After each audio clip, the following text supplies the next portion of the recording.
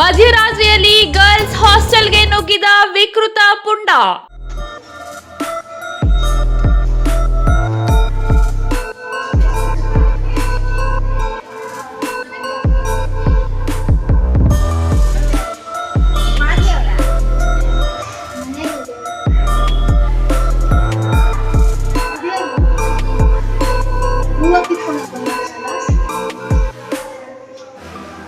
ಚಿಕ್ಕಬಳ್ಳಾಪುರದ doctor B R Ambedkar ಸರ್ಕಾರಿ ಪದವಿ ಪೂರ್ವ ಬಾಲಕಿಯರ ವಿದ್ಯಾರ್ಥಿ ನಿಲಯಕ್ಕೆ ಸೈಕೋ ಎಂಟ್ರಿ.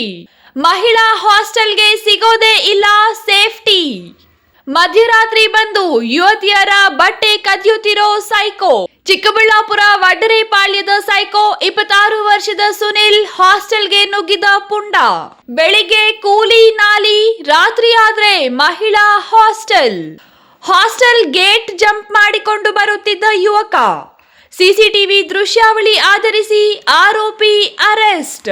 ಚಿಕ್ಕಬಳ್ಳಾಪುರ ನಗರ ಠಾಣೆ ಪೊಲೀಸರಿಂದ ಆರೋಪಿ ಅರೆಸ್ಟ್. ಸಿಸಿಟಿವಿಯಲ್ಲಿ ಸೆರೆಯಾದ ದೃಶ್ಯಾವಳಿಗಳನ್ನು ಪರಿಶೀಲಿಸಿ ಆರೋಪಿಯನ್ನು ಬಂಧಿಸಿದ ಪೊಲೀಸರು. ಈ ಘಟನೆ ತಿಳಿದ ಹಾಸ್ಟೆಲ್ನ ವಿದ್ಯಾರ್ಥಿನಿಯರು ಭಯಭೀತರಾಗಿದ್ದಾರೆ.